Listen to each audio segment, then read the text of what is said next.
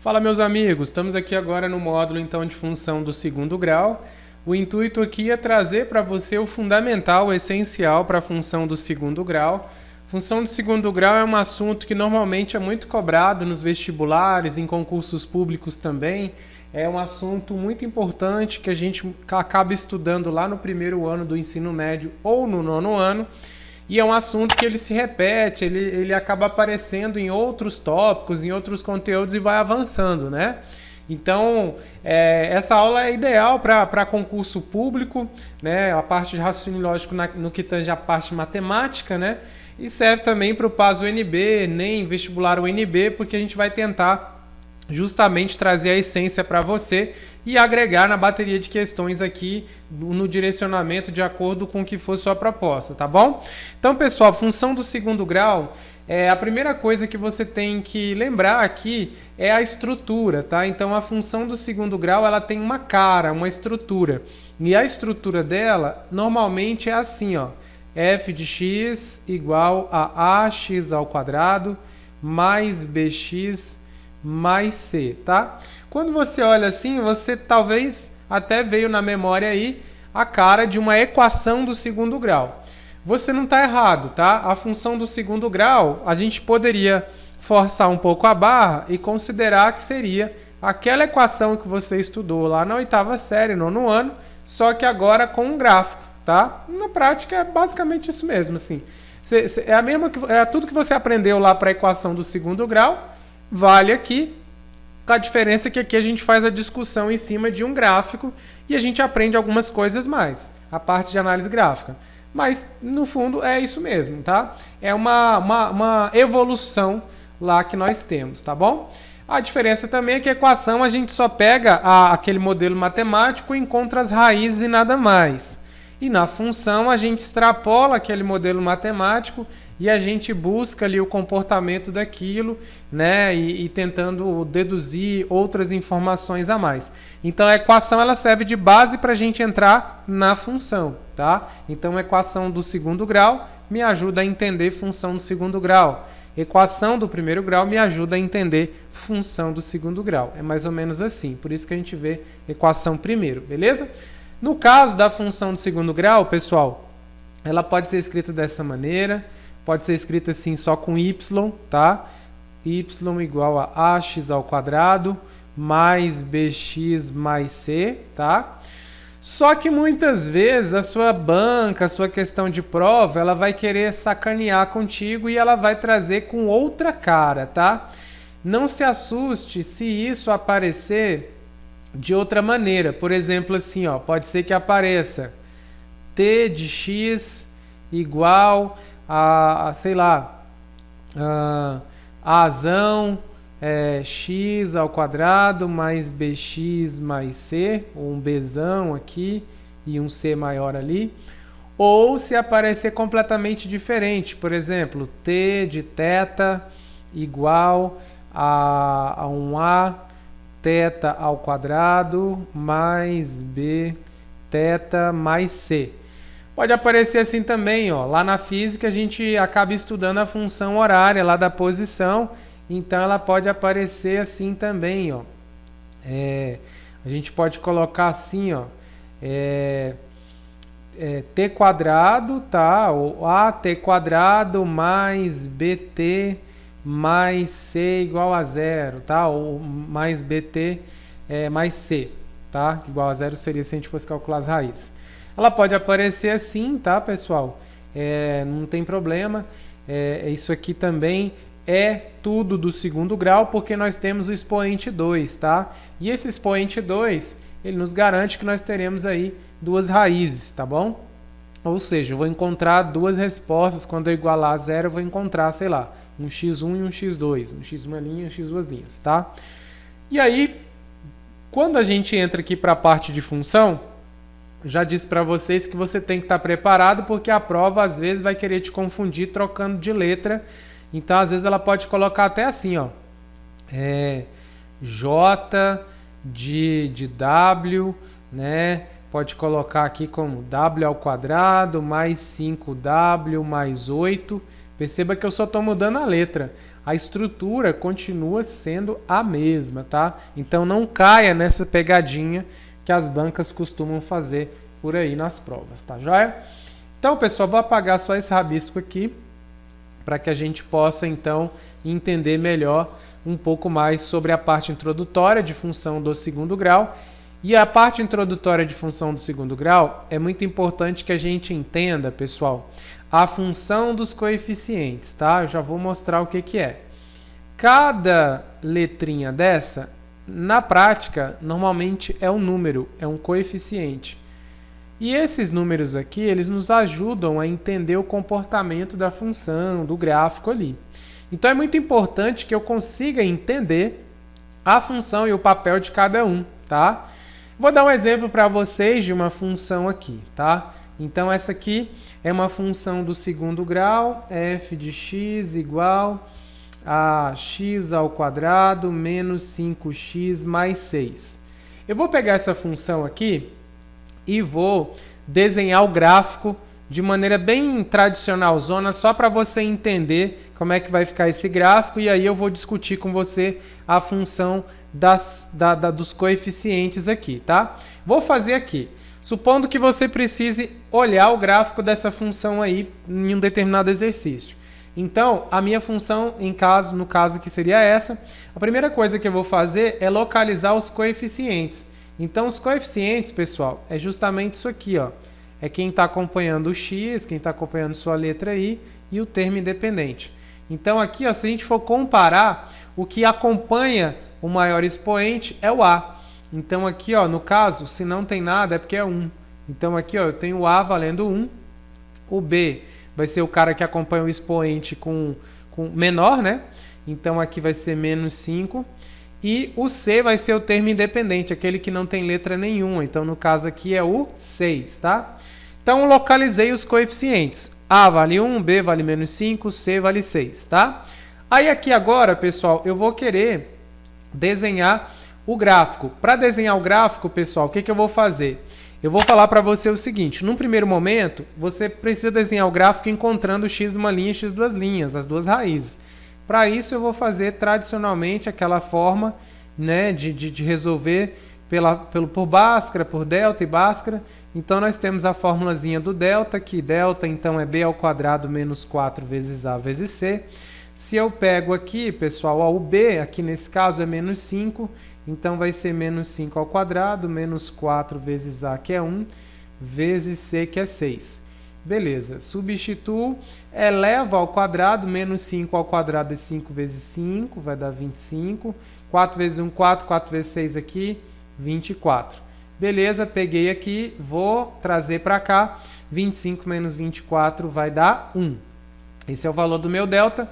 Vou para a segunda parte, então, da resolução de uma equação, tá? Porque aqui eu transformei numa equação. Venho para cá usando a famosa fórmula de Bhaskara. Menos b mais ou menos raiz de delta sobre 2a. Fórmula de Bhaskara que, na verdade, quem inventou não foi o Bhaskara, né? Mas a gente não sei por que aqui no Brasil fala que é Bhaskara. Mas vamos lá. Olha só, x aqui é igual a menos, o valor do b aqui é menos 5, então eu vou substituir, menos 5, mais ou menos raiz quadrada do delta. O delta eu calculei agora há pouco, deu 1, então aqui é 1. Tudo isso dividido por 2 vezes o valor do a, que também é 1, tá? Então, aqui eu vou ficar com menos 5 vezes menos 5 dá 5 positivo, mais ou menos raiz quadrada de 1 é 1, 2 vezes 1, 2, tá? Subindo aqui, x uma linha, primeira solução, eu vou pegar a parte positiva, 5 mais 1 sobre 2, e aqui eu vou pegar a parte negativa agora do meio, 5 menos 1 sobre 2, tá? Fazendo isso, eu vou chegar aqui que eu tenho 6 sobre 2, que vai dar aqui 3. E aqui eu vou chegar em 4 sobre 2, que vai dar 2, tá bom? Feito isso, pessoal, agora eu posso desenhar o gráfico, tá? Como é que eu vou desenhar o gráfico? Eu vou pegar aqui, colocar o plano cartesiano, eixo x e eixo y, tá? E aí eu vou marcar as minhas raízes, tá bom? Então, vou marcar as minhas raízes. Aqui é o eixo x, aqui é o eixo y. Vou marcar esses números aqui, ó. Os dois não são valores de x? São. Então, eu vou marcar onde é que é o x valendo 2. Então, se aqui for 1, aqui vai ser o 2. E vou marcar o 3, ó. Vou marcar o 3 aqui, tá? Vou fazer ele mais largo, só porque senão o gráfico vai ficar muito estreito, tá? Deixa eu fazer numa escala diferente aqui, para ficar bem mais largo, porque senão ele vai ficar muito estreitinho. Então, a gente vem aqui, vou colocar que aqui é o 2, tá? E vou colocar que aqui é o 3. Vou fazer desproporcional só para o gráfico ficar mais ajustadozinho aqui. Beleza. Esses pontos aqui, pessoal, são pontos de referência que vão me auxiliar na hora de fazer o gráfico da função do segundo grau. Então, aqui é uma das formas de você calcular, né, de você desenhar o gráfico, tá? E a partir disso eu vou falar sobre os coeficientes. O gráfico da função do segundo grau, pessoal, vai ser uma parábola, ou para cima ou para baixo. O que vai determinar se é para cima ou se é para baixo? Esse primeiro coeficiente, tá? A primeira letra aqui que a gente tem. Então, essa letra aqui, ó, ela vai ser responsável por determinar se o gráfico é para cima ou para baixo. Se esse cara for positivo, então o gráfico é para cima. Se esse cara for negativo, o gráfico vai ser para baixo. No caso do nosso exercício aqui, ele é positivo, tá? Então, significa que o gráfico vai ter que ter uma concavidade voltada para cima. Então, eu já sei que o meu gráfico ele vai ser alguma coisa passando aqui, ó, tá? De cima para baixo, beleza? Aí, uma outra coisa, pessoal. Essas raízes, que é o x uma linha e o x duas linhas, tá? Esses pontos aqui, quando a gente resolve a equação aqui, a gente encontra valores, né? Esses valores, pessoal, é justamente onde o gráfico vai tocar o eixo x, tá? Então, x uma linha, x duas linhas. Aqui embaixo, se ele estiver para baixo, vai ser exatamente, ó, x uma linha, x duas linhas. Claro que vai depender do sinal, né? O menor vem primeiro, mas vai ser sempre aqui as duas raízes. Feito isso, então eu sei que o meu gráfico vai estar vindo aqui por cima, vai estar passando no 2 e subindo aqui no 3. Agora, esse gráfico, ele vai tocar no eixo Y, tá? Pelo menos esse nosso vai. Nem sempre isso vai acontecer, tá? Quer dizer, isso sempre vai acontecer, nem sempre vai acontecer de tocar o eixo X, tá? Que a gente vai ver já já. Tocando aqui, eu sei que ele vai tocar o eixo Y, mas eu não sei em que lugar. Aí é onde entra a função, então, do meu C, tá? Esse termo independente é justamente onde o gráfico toca o eixo Y, tá? Então, esse carinha aqui é o C. Então, se tiver para baixo, ó, e o seu gráfico estiver fazendo uma coisa assim, esse ponto aqui será o ponto C. Então, eu já sei a funcionalidade do A e já sei a funcionalidade do C, tá? Então, com isso, eu consigo, então, agora saber que basta eu olhar que número que está lá no C para eu poder saber onde esse gráfico vai encostar aqui. Aqui está dizendo que é no 6, tá? Então, significa que o meu gráfico vai passar pelo ponto 6. Suponha que o 6 seja bem aqui, tá? Então, agora eu tenho condições de desenhar esse gráfico, ó, porque com base nessas informações, eu consigo, então, perceber que o meu gráfico, ó, ele vai ser uma parábola que vai estar descendo por aqui pelo C, passando no 2 e subindo aqui no 3, tá? Então, pronto. Tá aí o meu gráfico. Ele está passando aqui pelo C, ele está passando aqui pelo X uma linha, ele está passando aqui pelo X duas linhas, certo? Então, com isso, eu consigo ter uma noção de como desenhar o gráfico, né? E se eu estiver observando o gráfico, eu consigo saber, só de olhar no gráfico, que o x uma linha e o x duas linhas, que são as raízes, correspondem a 2 e 3, e que ali, se está tocando aqui no ponto 6, eu sei que a minha função ela termina com o número 6. O termo independente é o número 6. Aí a gente tem um outro caso, a gente tem uma outra situação que é a seguinte, pessoal. Uma situação que a gente tem é qual é a função desse B de bola, tá? Nem todos os livros vão explicar para você e te ensinar qual que é a função desse cara aqui que é o B de bola, tá bom? Esse cara aqui, o B de bola, ele vai determinar aonde a parábola vai, a inclinação dela quando ela passar o eixo y, tá? Após o eixo y. Então, quando ela cruzar aqui com o eixo y do lado direito, eu vou saber se ela vai estar descendo ou se ela vai estar subindo, tá bom?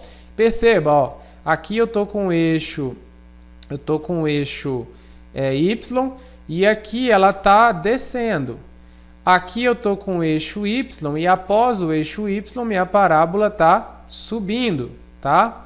Só por esse desenho eu já consigo saber mais ou menos então que formato, que sinal que vai ter o meu C, tá? O meu B, tá bom? Então, a gente aprende lá o seguinte, ó, que se esse B ele for negativo, se ele for menor do que zero, quer dizer então que a minha parábola ela vai estar descendo quando ela cruzar o eixo y, ela vai estar descendo, tá? Então no eixo y aqui, a minha parábola vai estar descendo quando cruzar o eixo y. E se ela for aqui positivo, se esse B for positivo, é o contrário. Então, o meu gráfico, quando cruzar lá o eixo y, ele vai estar subindo, tá? A minha parábola vai estar subindo após esse eixo. Como assim, professor? Não entendi. Vamos olhar aqui, ó. O nosso exemplo em questão, o nosso B deu 5 o quê? Negativo, tá?